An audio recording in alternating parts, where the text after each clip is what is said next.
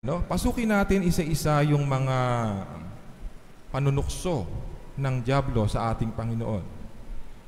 Sa unang panunukso, makikita natin na ang binigyang focus itong dyablo ay yung mismong kung ano yung kayang gawin ng ating Panginoon. Di ba? Sabi niya, "If you are the Son of God, command that these stones become loaves of bread." Diba? Kung tutuusin, kaya naman ng ating Panginoon talaga na iyong mga batong nasa kanyang harapan ay gawin niyang mga tinapay. No? Pero bakit hindi niya ginawa? Sapagkat higit ang pagtitiwala niya sa Diyos. Bukod pa doon, naroon ang ating Panginoon upang katagpuin ng kanyang Ama para sa kanyang pagsisimula ng ministeryo, yung kanyang paglilingkod. Bukod pa roon, alam niya na ang regalong ibinigay sa kanya ng Diyos, ang kakayahang meron siya, ay hindi para sa kanyang sariling kapakinabangan lamang. No? Kaya makikita natin, sasagutin niya yung panunukso sa pamamagitan ng pagsasabing, "One does not live on bread alone, but on every word that comes forth from the mouth of God." No? Isang malinaw na anyo ng pagtitiwala sa Diyos. Sa kabila ng pagkaranas ng pagkagutom, nananatili siyang nananalig, nagtitiwala sa magagawa ng ating Panginoon. Subalit, hindi doon nagtapos. Makikita natin, no, hindi mabilis sumuko yung nanunukso. Sa pangalawang pagkakataon, dinala yung ating Panginoon sa taas, sa tuktok ng templo. Dadalhin uli nung manunukso yung pansin ng ating Panginoon doon sa kanyang privilege, yung kanyang pribilehiyo na kayang gawin. Bilang Mesiyas, bilang tagapagligtas. No? Pinapalundag siya doon sa tuktok ng templo. Sapagkat ililigtas naman daw siya ng mga anghel. Totoo naman, di ba? Pero, ang tunay na layunin ay upang sa pamamagitan ng kanyang kakayahan, sa pamamagitan ng kanyang privilege, siya ay maging sikat. Siya ay makilala. No? Kasi pag tumalon siya doon sa itaas ng templo, makikita siya ng maraming tao. At hahangaan siya na maaaring makasira o makahadlang sa kanyang planong pagliligtas. So ano ang isinagot ng ating Panginoon? "You shall not put the Lord your God to the test." No? Sapagkat sa isang mananampalataya, hindi na kailangan ng anumang patunay para paniwalaang totoo ang sinasabi ng kanyang sinasampalatayanan.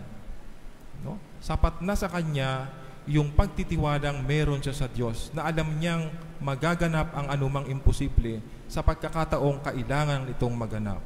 Subalit hindi sa isang sinasadyang aksyon ng pagsubok sa kapangyarihan ng Panginoong kanyang pinananaligan.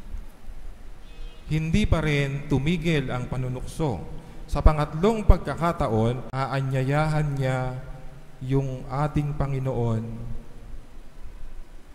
na sambahin siya kapalit ng mga dakilang kaharian sa kapaligiran.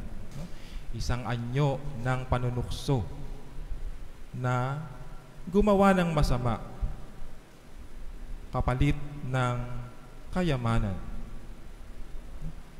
Makikita natin dito yung mga anyo ng temptasyon na sa kasalukuyan nararanasan pa rin nating mga tao. No?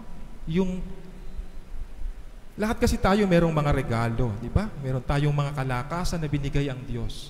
At karaniwan, dito tayo tinutukso ng diablo. Ito yung ginagamit niyang paraan para mailayo tayo sa Diyos. Parang ipinapakita niya na magtiwala tayo dun sa kakayahan natin at huwag doon sa Diyos na pinanggalingan ng ating kakayahan. Di ba? Kaya maraming pagkakataon, yung mga regalo mismo natin ang nagiging dahilan para mahulog tayo sa kasalanan. Yung talino natin, saan natin ginagamit? Baka sa sarili lang nating kapakinabangan. Nagagamit kaya natin ito para sa kapakinabangan ng marami? Madalas, ang mga ito, yung mga regalo natin, ang nagdadala nga sa atin sa kasalanan. Nariyan ang mga pagkakataong nagiging sanhi tayo ng pagkasira ng pamilya.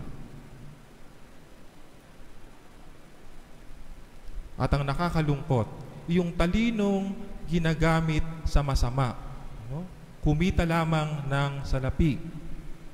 Paggawa ng mga peking balita, kapalit ng malaking halaga. O paggawa kahit ng mga virus, kapalit ng malaking halaga. No? Nagagamit ng karamihan ang talino, kapalit ng kayamanan, kapalit ng kasikatan, kapalit ng sariling kapakinabangan. Bakit nangyayari yon? Nangyayari iyon sapagkat nagagawa tayong ilayo ng masama sa Diyos na siya dapat nating pinagkakatiwalaan. No? Na natutuon ang ating pansin sa ating sariling kakayahan, parang kaya natin to, parang ganyan, no? Sa ating sarili.